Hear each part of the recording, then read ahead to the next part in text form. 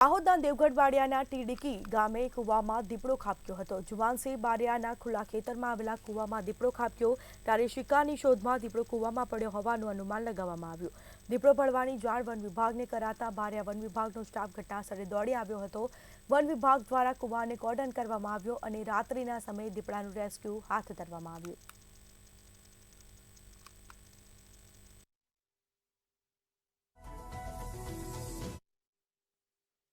बारिया तालुकाना टीड़की गामना कूवाफळियामां रहता जुवानसिंहभाई भोदुभाई बारियाना कूवामां रात्रिना समये वन्यप्राणी दीपड़ो शिकारनी शोधमां कूवामां खाबक्यो हतो। जेनी जाण जुवानसिंहभाईए वन विभागने करता वन विभाग तात्कालिक स्थल पर दौड़ी जई कूवाने कोर्डन करेल छे। मेहरबान नायब वन संरक्षक श्री RM परमार साहेबना मार्गदर्शक तथा मेहरबान पवन श्री बारिया RM पुरी साहेबना सलाह सूचन मुजब रात्रिना समये दीपड़ा ने रेस्क्यू करी कूवामां निसरणी उतारी दीपड़ा ने कूवामांथी बहार काढवामां आवशे।